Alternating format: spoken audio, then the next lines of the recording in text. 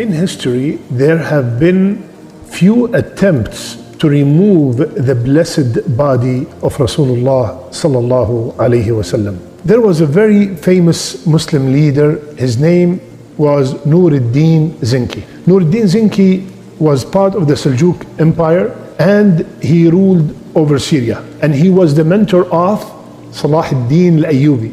One time, Nuruddin, after praying tahajjud, he went to sleep, and in his dream, he saw Rasulullah sallallahu alaihi wasallam. And Rasulullah sallallahu alaihi wasallam, in that dream, he pointed out two men with blonde hair, and he told Nuruddin, which his first name is Mahmud, Ya Mahmud, save me from these two men. Mahmud woke up from the dream. He was, surprised. What kind of dream is this? And he did not pay much attention to it until he saw it 3 times in a row. Ya Mahmud, save me from these two men. Allahu Akbar. Jamaluddin al-Mawsili advised him to not to tell anyone and to immediately go to Medina. It said it took 16 days to arrive, and when he arrived there, the governor of Medina was surprised because he was not notified that he was coming. He inquired about the trip. Nuruddin informed him why did he make this trip in the middle of the night and without any prior notice. So the governor asked the Sultan if he can recognize the two men he saw in the dream. He confirmed, yes, I can. So what they did is they announced all over Medina that the Sultan is here and he wants to provide a lot of food and gifts to everybody.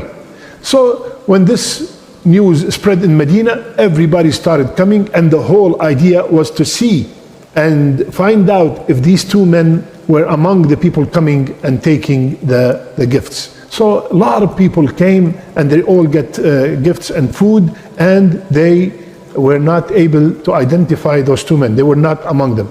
So when they finished, the Sultan asked the governor, are these the only people in Medina? That's it? There's nobody else? He said there are two men that came from Morocco recently. They have been praying a lot, and they have been giving a lot of money to the people. They're very kind, they're very generous. So he said, can we see them?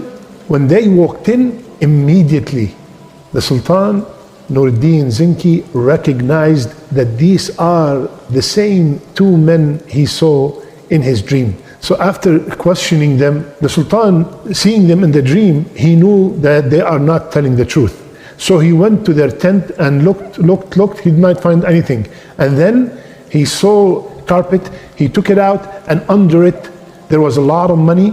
And after intensive search, they found that they dug a tunnel, and the tunnel is almost by the chamber. Allahu Akbar. They admitted to their mission, and they said, we are here to steal the body of Rasulullah sallallahu alaihi wasallam. And they were Christians, Moroccans, and they want to take it back to Rome. They were sentenced and they were executed. Now, after this incident, Nuruddin Zinki ordered a trench to be dug around the sacred chamber, and the trench will be filled with molten lead in order to prevent any future attempts to steal the body of Rasulullah sallallahu alaihi wasallam. Allahu Akbar. There is a couple of lessons. Number one, Allah subhanahu wa ta'ala, He said in Surah Al-Ma'idah, Wallahu ya'asimuka minan nas. Ya Muhammad sallallahu alayhi wa sallam, Allah defend you, Allah protect you from nas, from mankind. And He told us in many places in the Quran that whomsoever harm Rasulullah sallallahu alayhi wa sallam will be harmed in the dunya and in the akhirah. How the leaders of the past, when they heard that there is something harmful to Rasulullah sallallahu alayhi wa sallam, immediately themselves did something